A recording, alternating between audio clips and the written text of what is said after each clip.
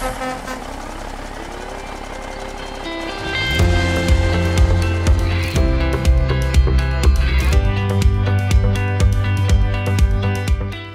to the Terminal Exchange, the official podcast of Nussbaum Transportation, where we explore key issues and compelling stories in the trucking industry. I'm your host, Mason Ringer, and I'm filling in for Sage in today's episode. You're listening to episode 96, Settling the Scorecard, where we'll talk with Kevin Funk, Dale Littlefield, and Jeff Jackson about the ins and outs of the driver's scorecard, what it is, how to improve your score, and real-life experiences with former truck drivers. And now, here's our feature exchange.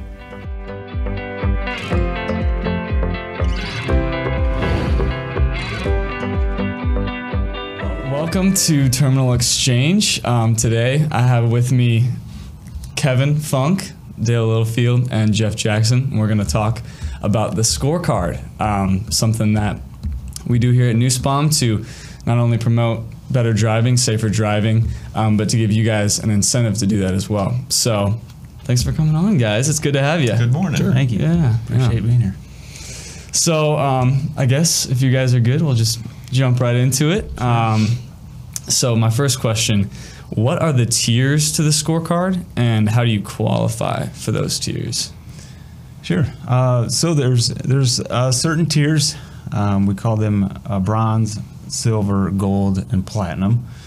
And those tiers, all based on your point value, your total point value. And there's really three main parts to the scorecard, and it is fuel or driving habits, or safety score, and there's also an operations score. So if you take, and they're not quite all equal parts, but you take those three main parts, put them together, you'll get your overall monthly score, and then you'll, however you stack up, however good or bad you do, you'll land in one of those tiers. Okay. Mm-hmm. Okay. And then how are those scorecards, those three sections, how are those calculated? That is a very deep question, Mason. No, we could talk quite a while about that. So just give them the, what Reader's the Digest. Right.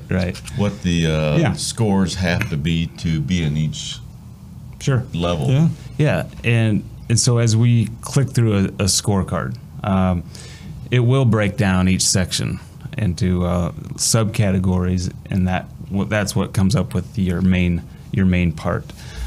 So they're calculated with your driving habits, right? So that's your fuel score. Better fuel or better driving habits gets a better fuel score, right? If you drive a little bit slower, you get a better mile per gallon, saves the company a little bit of money. So then in turn you get a better score. So overall score. Safety, of course, just obeying the speed limit, getting clean inspections, just doing things safe, right? Doing all those things out on the road to get home safely. And then your operation score as far as productivity, you're not calling in sick, right? I mean, you're starting early, you're getting a lot of miles. Things are going pretty well there in the operations side. No late loads or. Well, the thing is, a lot of drivers, I don't want to say a lot, but a few drivers get upset because they may get dinged points because their truck's sitting. But if their truck's sitting, they're not making money, and we're not making. Actually, we're losing money if that truck's sitting.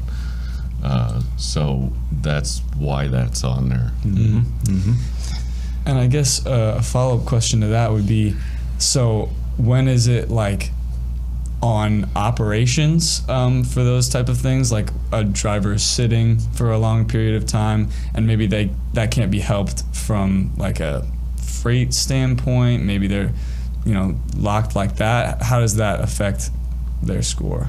Well, that's more operations, I would say, than safety. Okay. I mean, we're two departments. We help one another out. Yeah. But they take care of operations, and we're more into any safety issues. And we don't try to move in on each other's territory, which sounds kind of bad, but no, that makes sense. We help one another, but we keep it separate. I think the part of the scorecard that we know the least about is the operations scorecard. Yeah. And anymore, these drivers are getting so good at what they're doing. It's amazing. We almost have to come up with another tier above platinum because they are doing so good. That's a great problem to have. It is, and they don't understand, especially the new hires. This is all new to them. But thanks, and I tell the new hires a lot of times, we have a lot of mechanisms, a lot of devices, a lot of things that a lot of other companies don't have. And hopefully, unless they're being trained, we don't tell the drivers how to drive, but we give them a lot of tools to use. The more they use them, the more money they make, the more we make, which in turn goes back to our dividends and stock, which they get more back at the end of the year. So it's a win-win. Yeah. Yeah, so kind of answer that question, Mason. So operational, there are many situations, right? A lot of things happen when it comes to loads and maybe waiting on another driver to bring a trailer to them, and there's a lot of things there that they may have a question on, and so we'll try to guide them in the right direction. And if we refer them to their driver manager or account manager, that's probably a little bit better with the operation side of things. But yeah, so Okay. But like a late load that maybe was just planned, that's the only way it could happen, is it got there late. Like, it's no fault of the driver.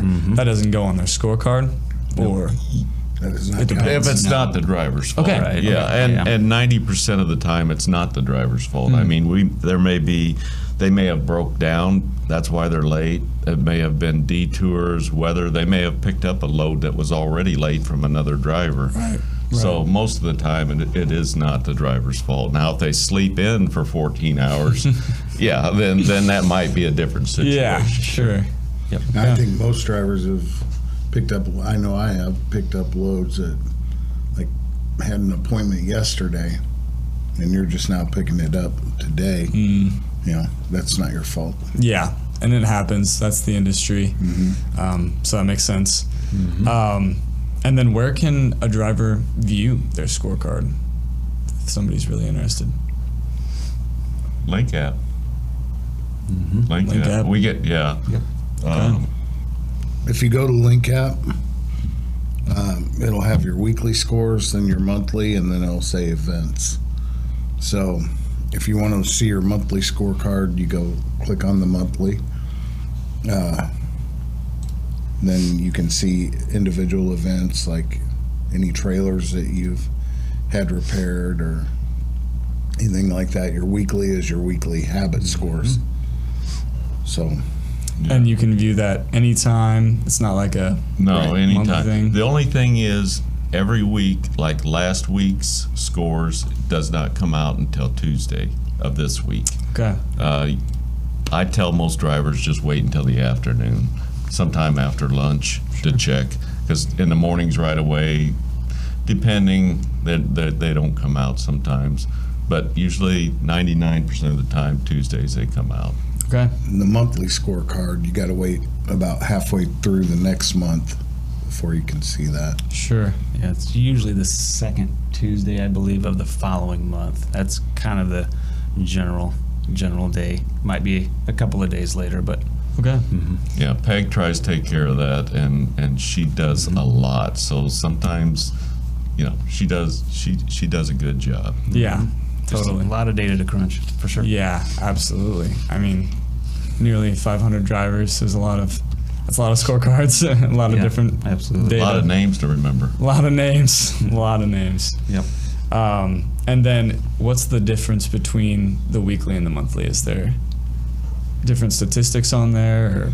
So yeah, the weekly is just the habits. That's it.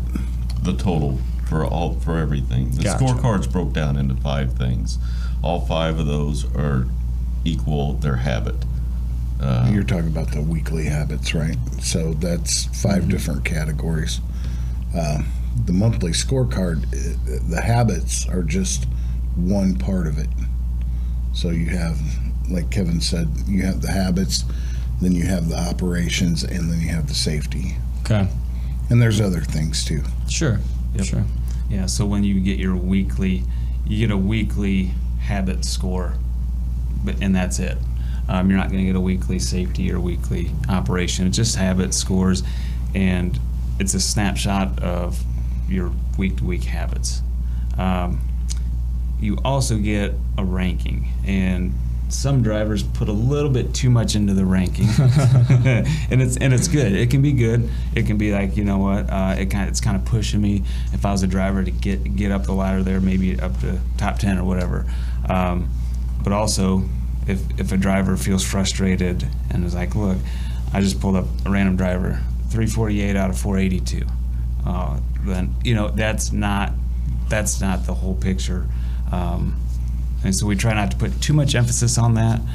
Just focus on your actual habits and just work a little bit there, and just keep working on one thing at a time. Sure.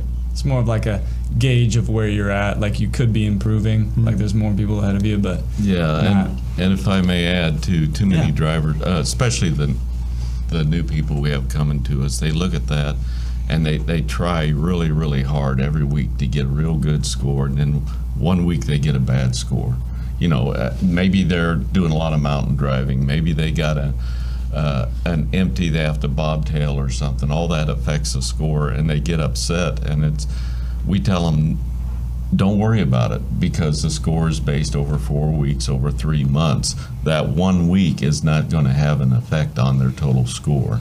And I admire it. They really, really try, a lot of them, to do good. We have some that really, really want to get, they deep dive into it. And Rick and Jeremy are the ones that have tweaked this and made it what it is. And it's what made us, leading the nation in many things, in safety. And CSA scores are awesome. Insurance wasn't, they said insurance hasn't changed in 3 years now. Which is awesome. So thanks to our drivers, this does work. Yeah, totally. And not only does it benefit the company in all of those ways that you just mentioned, but it's a huge benefit to drivers as well. So I just was curious, as a driver, what do you like about the scorecard, and what are some challenges with it? We've got 2 former drivers here, so...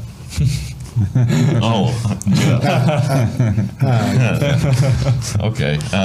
No, sorry. Bad Dale. No, the scorecard. When I come into the office, it hadn't been around very long, and I was no angel on it. A lot of our drivers come from old school. And I started way back in the 70s when there was no such thing as fuel mileage, and you would call in once a week after the load's been delivered. You'd find a payphone somewhere. You ran, let's just say, for one logbook, but it has changed, and it's changed for the better. A lot of drivers say that's my age, that it's getting worse. It's getting terrible out there. I don't think so much that. I think that now there is more drivers out on the road than there ever was. So you see a lot more. Back to the question, what do I think is, what was the question? Yeah, so what do you like about the scorecard?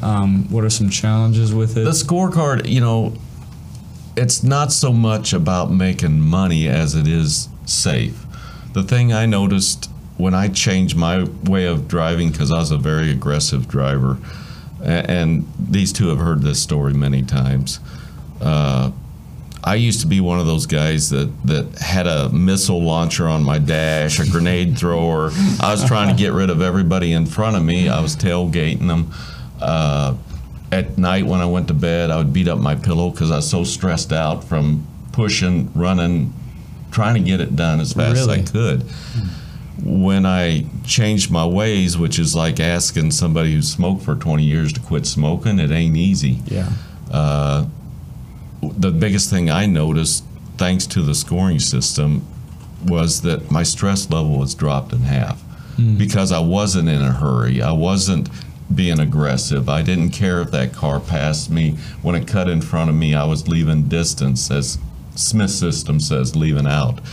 The scoring system is not only about making money, but the big thing is being safer, better, getting our drivers safely home to family. That says a lot right there. Well, Dale mentioned stress, right? Being less stressed. I could count up to 50, 100 times how many times I've heard that from a driver, that once they become engaged, they start to drive a little bit slower.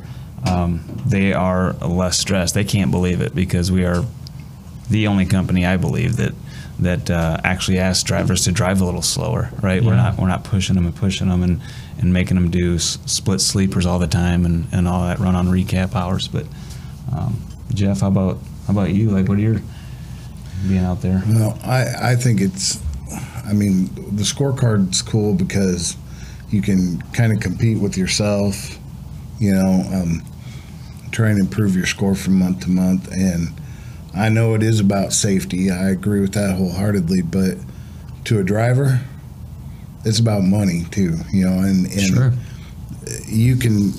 So our top driver, based off scores, okay, I'm not trying to say that he's our top driver all around, but last month he had 9.6 cents per mile added to his scorecard, just off the scorecard. Wow. That's an extra 9.6. Yeah. Whereas one of the drivers down towards the bottom, 0.03 cents, not even a half a cent per mile. And it can be a motivator for a driver. Definitely. Yeah, Sure. you take that times 2,000 mile in a week or more. It's a lot of money. It's a lot of money. Definitely. And you spread it out over a year, it's even more. Yeah. Yeah, there is, there's both sides to it. I think it's overall, it combines to something that keeps us safe, makes us a little more profitable, and also gives the driver a little bit more incentive And to. one of the questions I get is, and we've all gotten, is that ain't fair. You're taking money away from me when we ding them for that, or they're not. And in reality, they make so much a mile for doing the job they're doing, no matter what. The safety is a bonus. We're not going to pay them extra if they're aggressive drivers and what I call high risk. Sure. So we're not taking money away from them. We're rewarding them money for being safer and better drivers. Totally. It's an added benefit. It is. As opposed to Right. taking It's a from. bonus. Yeah. It's not taking Yeah. away from their paycheck. Right. So, yep. Right. Okay. Awesome. And that kind of flows right into my next question. The scorecard, as we talked about, impacts the driver's cents per mile. But when does that score, when does my score as a driver affect my cents per mile? When does that roll over into Well, my salary? so the short answer is, the easy answer is you can find that on the scorecard on the second page. Okay. It tells what the different pay increases are for bronze, silver, gold, and platinum. And it's on a 3-month quarterly pay scale. So, yeah. So, like on the front of the scorecard, it says check date. It tells when it's effective and when your check is, for that amount. So it was, I think, July 7th was the check date. And now the next one, the next change that they'll see over the 3-month time will become effective October 13th. But as far as the breakdown goes, it is a little complicated. So the higher you get on the scorecard, the more Yeah. you Yeah, increase that's by little about bits. the best way to say Exactly. it. Sure. The better you do, the more you make. Yeah, Think of totally. a snowball, right? Yeah. Building up momentum and picking up more snow Yeah. as it goes down the hill. Totally. So, right, you just, the higher you go, the faster you earn. Sure. Yeah. Plus, we got that beautiful ring. And how many? Don't we have 5 diamonds in them now? Some drivers. Yeah. The certified so. red. Yeah. Yeah, for sure. Yeah. Yep. Should see 6 start cropping up here pretty soon. Mm-hmm. Absolutely. Wow. That's pretty cool. Yeah. I remember when certified red started, and it's come a long way for sure. Yeah. Mhm. But so yeah, the higher you crawl on the board, it's probably harder as you get higher up in score to keep adding on to that, right? Well, yes and no. What we tell drivers is, especially, I keep going back to the new hires. Some of them will get it in their truck. This is all new, this scorecard and everything else, and it overwhelms them. It's like, how do I do all this? And we tell them, don't. Pick one category. Get good at it to where you don't even have to think about it. Maybe you're following distance. You're terrible, you're aggressive. Back off, get used to backing off. As Smith's system says, leaving out. And once you get in the habit of that, form that habit, then move on to another one. Don't try to always tackle everything at once, because sometimes it gets frustrating. Yeah. Make it a little more manageable, break it down a little bit. Yeah.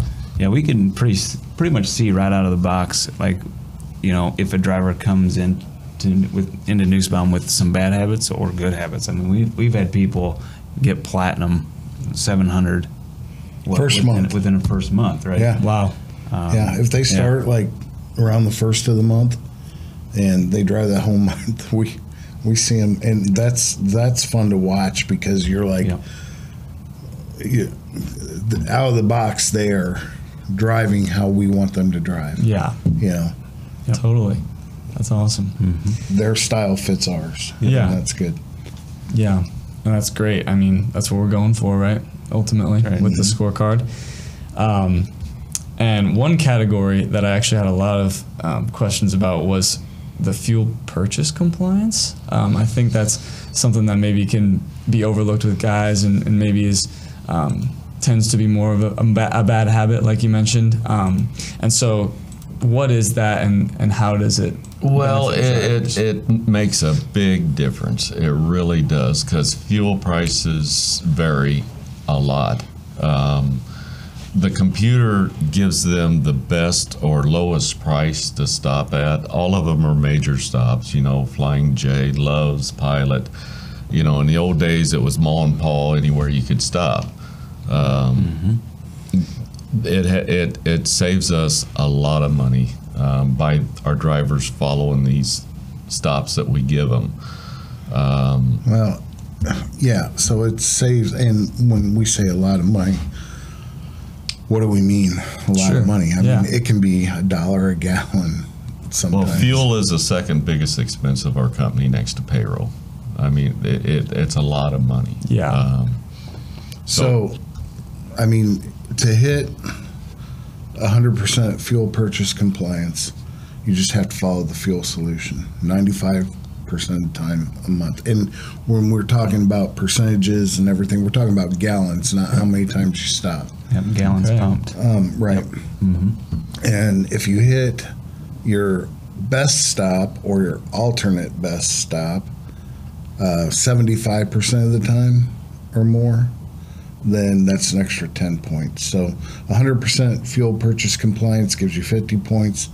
If you hit the best stop or the alt best stop, 75%, that gives you 60 out of 50. Okay. Well, 95% of the time you'll get 50 points. Sorry.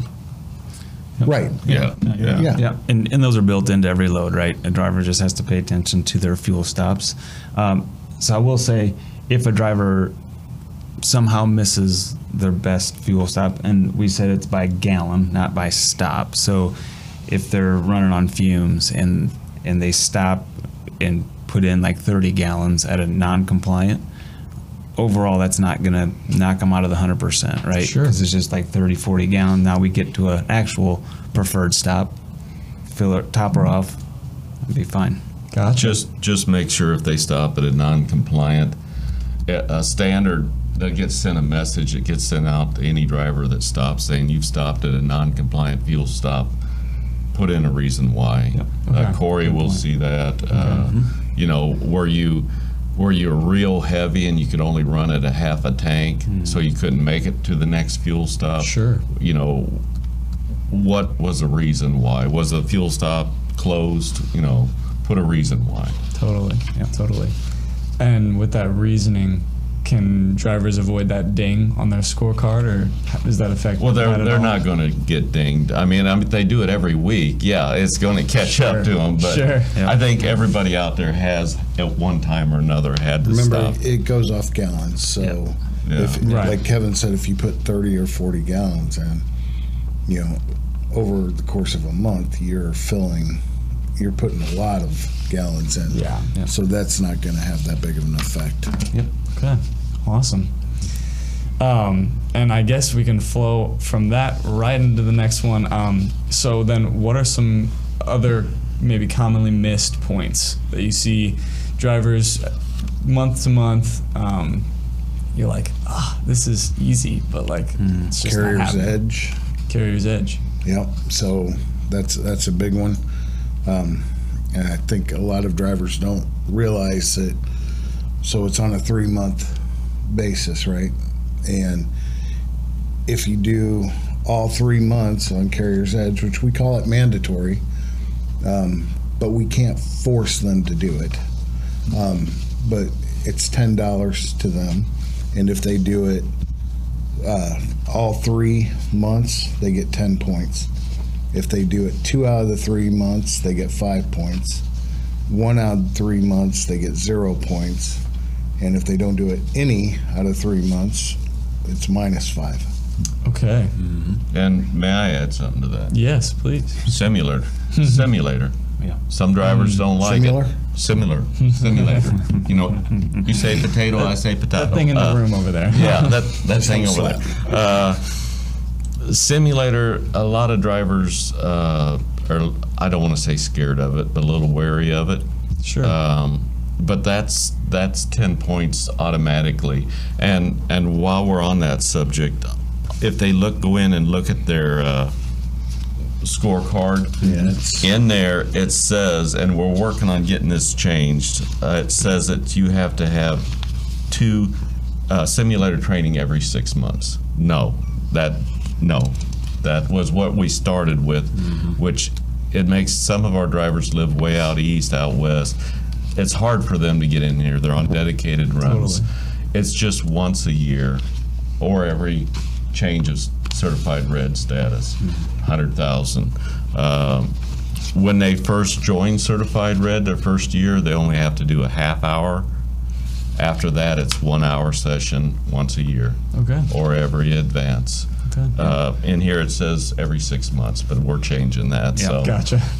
And you'll find that in the driver operation score on the second to last page of the monthly scorecard. So if you're out there and you want to go onto the Link app and then go over to the monthly, you do have to download it. It downloads into a PDF file because there's a lot of data there. But if you go to the second page, the second to last page of the scorecard, you'll see it, online training and simulator training. And if you've got the 10 out of 10, then you're great. You're good to go. If you ever had any questions on when that maybe yearly time frame is coming up for simulator, just give us a call. We can look it up real easy for you. Awesome. So the Carrier's Edge, the simulator, trailer issues. You find and turn those in, call safety, and Good point. report those, because looking at the number 1 driver by scorecard last month had an 853 on a scorecard, and 77 points were from maintenance events. Repeat that, Jeff. 77. 77. That's incredible. Yeah, that's a lot.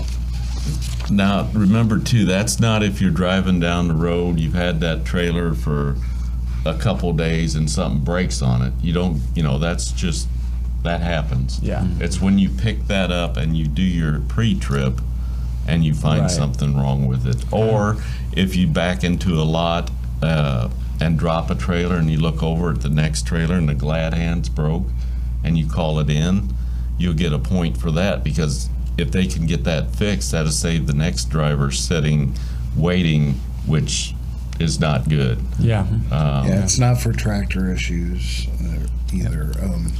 And some drivers get upset because some of our drivers get all these points, but if you think about it, they're saving the next driver a lot of time. Yep. You know, they say, well, these drivers may go into the lot and look for trailers that are damaged just to get the points. Hey, that's great, because that's saving the next driver having to sit If and they've wait. got time on their clock to do that, great. Yeah, You know. they're taking time from their day to do that. Right. So, I Right. mean, that's awesome. Having a clean inspection, that's an easy 20 points. Jeff, what do you just clean inspection? What is that? Oh, Yeah. yeah, okay. So you're stopped by a trooper or you're pulled into a scale, and it doesn't matter whether it's level 1, level 2, or level 3. If you pass the inspection, then that's 20 points. Some people get stopped because of a violation, and then they get inspected and nothing's found wrong, so they turn that in thinking that's a clean inspection, but they're forgetting about the violation, the reason they got stopped to begin with, so that doesn't count. Would Sure. you It's gotta be a advise random. drivers to pull onto a scale and roll down their window and wave at them, say, pull me around back? No, I would never. That might be a little far. Flirting with disaster. Okay. Yeah, but there are more. You know, I mean, there's There's a lot. That's roadside inspection. So, clean inspection when your truck comes in to the shop to get repaired. If it's exceptional, if the shop deems it exceptional, it's clean inside and outside. That's an easy 10 points Okay. on your scorecard. Idle credit. You can get extra credit for low idle. Out of route. Yeah, outer route's a big one. Yeah. You can get 7. So the max score for outer route's 60, but you can get 67 by having less outer route than what we give you. You know. And a lot of drivers don't realize, you know, they come up on a detour, especially dedicated drivers that run the same route day after day after day. They're doing road construction, so they run them 2 miles around a different route. Sure. No big deal, 2 miles, but you take that times 5 days going there and coming back, that's 4 miles a day times 5, that's 20 miles. That's going to add up to their outer route. So anytime they get detoured or they have to go out of their route for whatever it may be, let their driver managers know so they can pinpoint that and they don't get dinged out of route miles. Yeah. Yeah. Good point, Dale. Yeah, just communicate with your driver manager. Keep those lines open and Yeah. Even our training, part of our training is a skills run, and they run 18 miles around town. Make sure they let their driver manager know so they don't get dinged that for Actually, being it's out. 19. 19, okay, 19. 19.1. Yeah. Depending. Getting real technical here. So I'm sensing a bit of a theme here of just communication. Sure. When something's going on, something's going wrong. Yeah, Just- ask it's always questions. best to communicate. Ask questions. We used to have a guy called in every week, said, I got a stupid question. And there's no stupid questions. I mean,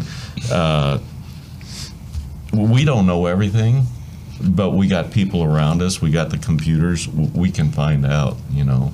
Yeah. Well, and now there's 3 of us. You know, me, Kevin, and Dale, and now we have Greta, and you know, performance. That's what we do. You know, so anytime they have questions, and I think that's one of the big changes from when I first started to now. When I first started, you didn't know who to call about the scorecard. But now we have you know, people that this is what we do. You know, so we love it when people call in and they want help with their scorecard. They want to understand it better. You know, it gets us excited. Yeah, and as far as questions on the scorecard, we're in the process. We're always changing. Nussbaum is never stagnant. We're always advancing, looking into new things and changing. And even our department is changing to, we're dividing up, and I'm not going to get all into it yet, but it's going to be better for our drivers to keep in communication with them, because I know sometimes they have a hard time getting hold of us because we're on the run all the time. But we are making changes this year to make it better for them. Yeah, so. and just like Jeff said, the drivers will be able to know who to call for what, and make it a little easier. So yeah, awesome. Opening resources is great. I think that's really the whole goal of this episode, was to get the information out there about the scorecard, opening up the kind of, Pandora's box of what is the scorecard, how do I know about it, all this stuff. Right. So it's great. Well, they get so much information thrown at them in orientation. Right. And then maybe, after they've been here for a couple of months and they start hearing other drivers talking about the scorecard, and they're like, what's it all about, and they start checking into it. Well, we can help with that too, Yeah, totally. So we've talked a little bit about how to increase the scorecard, some easy ways to increase it. What are some things that you see are trends in scorecard decline? Maybe does time of year affect that a little bit? Does Holidays. Okay. Yeah, can we speak to Everybody that? wants to get home. yeah, that's They're true. in a hurry. Yeah. And you get in a hurry. Yeah. Yeah, so you can go into the productivity, right? I mean, if you're taking a lot of PTO, or maybe you're just off of work for whatever reason, in the productivity side of things will go down a little bit. Now, as far as time of year, we think of winter as a truck driver. Winter is not the best time of year to be out on the road. So you might come up against maybe the roads are shut down, or you're idling a little bit more. We do increase the idle percentage on the scorecard to 15% goal instead of a 10%, where summer, spring, fall. But in the winter, we do increase that goal. So if you still idle over 15%, now you're going to lose some points there. If it's a maintenance issue, I want to highlight a maintenance issue. If it's a battery, if your truck does not hold a charge very well, maybe it's only lasting 5 hours, and then your truck starts up and idles, definitely call in, and you will not be dinged for it on your scorecard. If you just let PEG know, just let safety and the shop know until we can get you back in for repairs. But in the winter, you guys obviously drove in the winter for a number of years. A lot of drivers say winter, you're going to get dinged a lot more, and I don't necessarily agree with that, because everything, as far as the habits in our scorecard in that area of what we mostly deal with, everything they do in the summertime to improve their habits, watching their smoothness, their braking, their acceleration, that's the same thing you do in winter. You're even more cautious. So the good habits they form trying to improve in the summertime is going to easily apply in the wintertime. Yep. No, I agree with that as far as the habits go, but that's one part of the scorecard.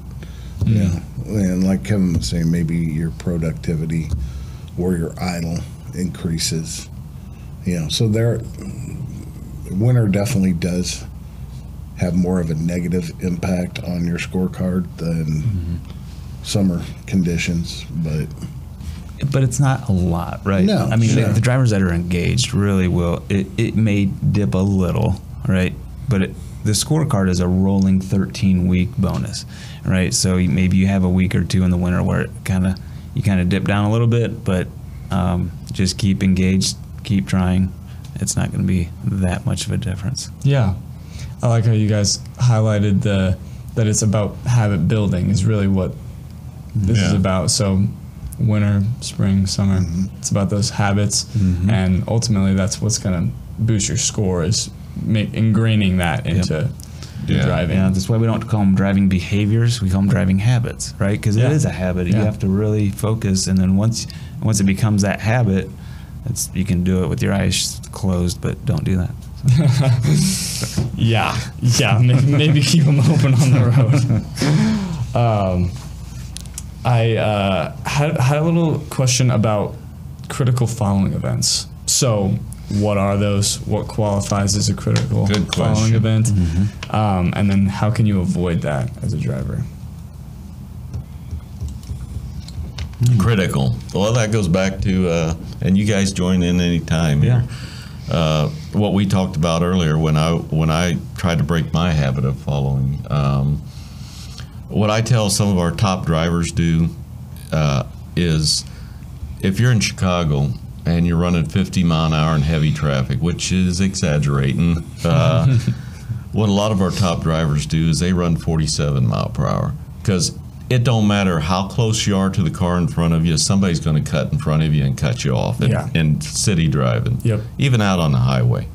But if you're running 3 mile an hour less than they are, which is not going to affect your time that much, everybody that's cutting in front of you, which are going to do anyway, is pulling away from you.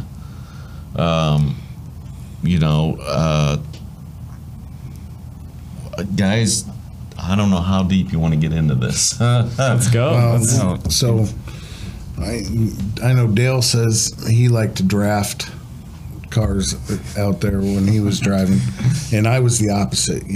I've always been big on following distance. So critical following distance is if you are behind the vehicle in front of you 0.7 seconds or less for 12 seconds or more. That will trigger a critical following distance event. And that is, if you think about it, or if you watch a Smart Drive video of a driver doing it, is very, very close. When you're doing 60 plus miles an hour, it's way too close. Yeah, and the person in front of you is in charge of what happens. If they slam on their brakes, if the vehicle in front of them has a blowout, and we all three have watched many videos of just last week we had a mattress come off of a trailer our driver had to dodge. I seen one with a rocker coming off. Things happen. Expect the unexpected. Every driver they see in the ditch said it's never going to happen to me, but it did. And if they do defensive driving on the simulator, one of the simulations in there, it measures their reaction time from the time they perceive something to when they react to it. Most drivers are at a second or more of reaction time. So if you're 0.7 seconds or less behind the vehicle in front of you, by the time you can react to whatever's going on with them, you've already put a hole through their vehicle. Right. Right. Yep. It takes the average, and I teach this in class, it takes the average person, if that person slams on the brakes, for you to react, it takes a second for your mind to tell your foot to hit the pedal. It takes another second for that pedal to react. That's 2 seconds, and you're less than a second behind them. There ain't much you can do. Yeah. Makes sense. So, I mean, if they're doing 65, our ideal speed's 63. You're going to get your max scores at 63. 65, that's not too much more dangerous than 63, right? The big one on the habits for me is the spacing and the critical following. Okay. Yeah. And how does that ding, how does that show up on a driver's scorecard? Oh, I'm glad you asked me, sir. So, in your Smart Drive points, you can get a maximum of 20 points for Smart Drive. Okay. So we talked earlier about your weekly, your monthly, and your events. It will also show up in the events, any maintenance issues you have, getting trailers fixed. Also your Smart Drive stuff, your critical following distances. And we have some drivers that don't have any on their scorecard. And we have some drivers, such as the example I'm looking at right now, that have 2.5 pages of critical following, unsafe lane changing, unsafe braking. And that's high risk. Okay. So out of a possible 20 points, this driver is getting -10. Wow. on his scorecard. You know, 30-point swing there. Yeah. And the biggest one is the critical following. Okay. You know, because now you're putting people at risk, not just yourself. Yeah. Right. Every critical following event is a disaster waiting to happen, right? And so that's why it affects the scorecard. So as Jeff alluded to, you go onto the Link app, and there's a weekly, monthly, and events under the Score tab. And if you tap on your Events tab, anything that positively or negatively impacts your scorecard will show up there. And they're categorized. There's operations, there's safety, and then if you keep scrolling down, there's the Smart Drive, right? So if you don't have anything that, you don't have any criticals or any, failure to stop at a stoplight or whatever, it'll be blank. It won't even be there, right? But it will show up there for 3 months because it's a rolling 13-week, right? So every critical following is a minus two points for each event. And those are usually coupled with an unsafe lane change because there's lots of changing lanes, and then you're following too close, and that's at -1. So we see a lot of -3 per event. And how do they get that there. unsafe lane change? Yeah, good question. Unsafe lane change. Usually our drivers, what we typically see, they come up on slower traffic, right? And now they're checking their mirror trying to make a lane change on the interstate, and they're not finding that window to make that lane change.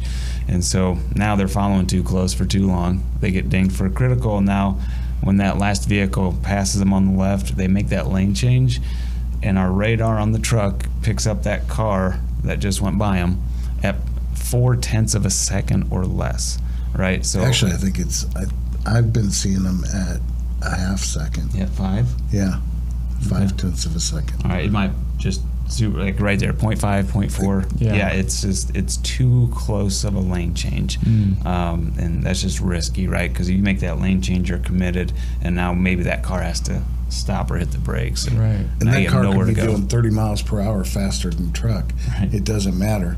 If you come over that close behind it, in a half a second, it'll be way out in front of you, but it's that act of coming over that close behind it that's going to trigger the unsafe lane change. Okay. Yep, and then there's, we have some drivers that like to, they'll get maybe one every 2 months, and they'll call in and say, hey, what happened? I have a really good driver out east that likes to call in and figure out what happened and the why behind it, and I love that. We all love that. We love to explain it. And something newer that we've kind of done in the last 6 months, maybe, if a driver wants to see it and wants to kind of help see it themselves and coach themselves, and that we don't just tell them, we will record it for them and we'll email it to their email. That way they can see it. And so if you're interested in any single event that pops up on your Smart Drive, on the Link app under Smart Drive, if you're wondering about it, we'll send it to you. And and that's for their eyes, not for social media or anything like that. Sure. Yeah.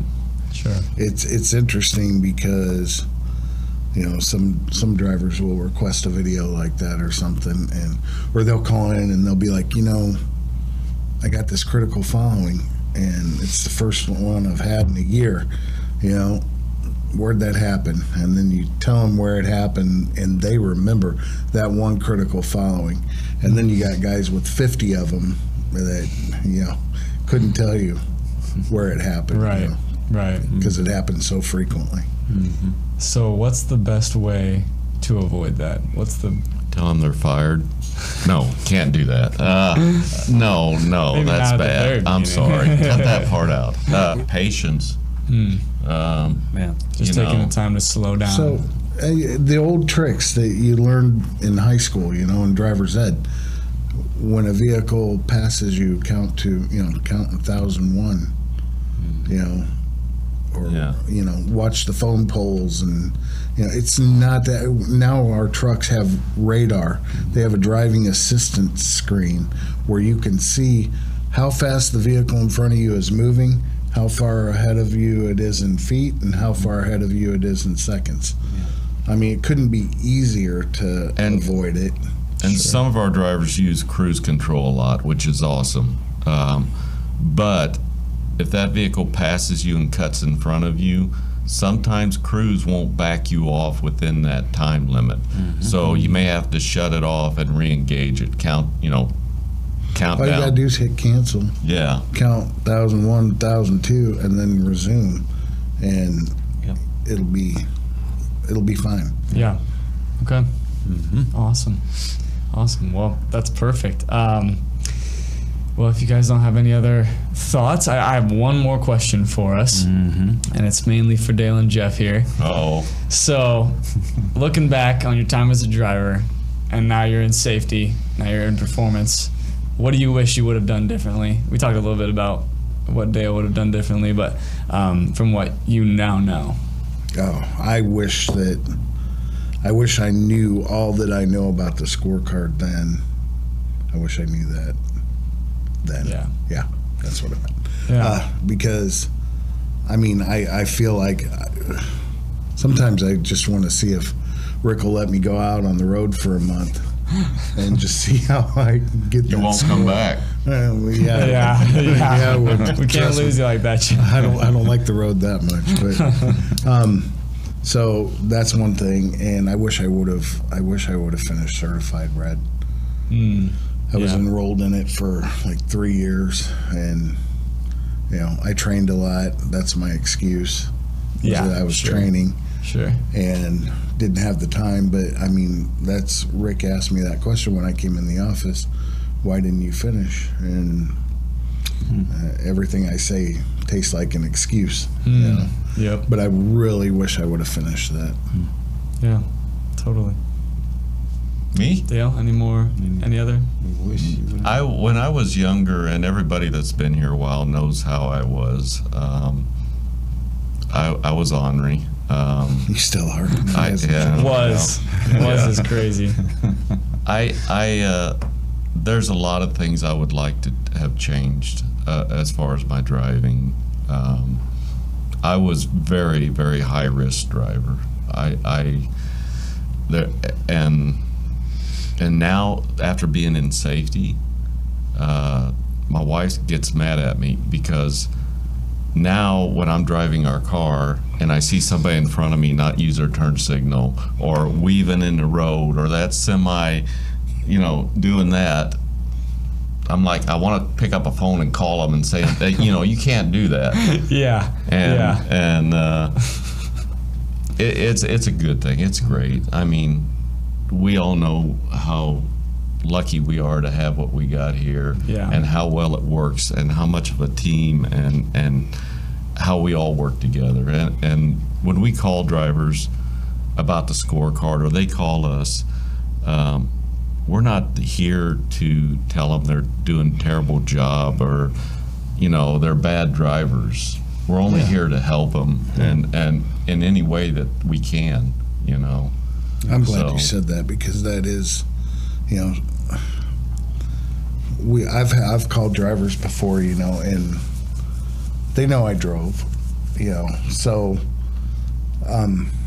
but some of them, when you call them, they don't look at it from the whole, we're trying to help you improve, we're all, part of a team type thing. They look at it as like you're attacking them or something. And that's really not how it is. We're trying to accomplish a goal. And keep our CSA scores down, our morale up, and keep our drivers safe and the motoring public, because there's a lot of moving parts, A lot of employees here, and a lot depends on how our drivers do. From a safety standpoint.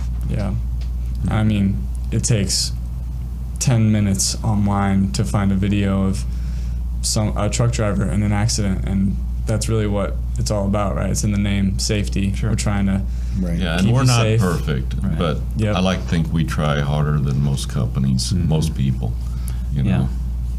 Yes, we will call out risky behavior, but we want to bring some positivity, to the safety department as well, right? Safety video of the week, if our driver does a great job on certain things, right? Safety video of the week. No, we enjoy doing it. But yeah, we're always looking for some ways to like Jeff said, morale. We want to boost that morale out there on the road, and just. Yeah, and hats off to, I just want to mention again real quick, hats off to Greta for joining us. She's got a lot of talents, very smart lady. She's doing great. And to Rick and Jeremy, they because of them and I know they won't take credit for it, but a lot of this is because of them. Mm-hmm. So that's great. I'm glad to have her on the team. Absolutely. And I need a raise. We're cutting that part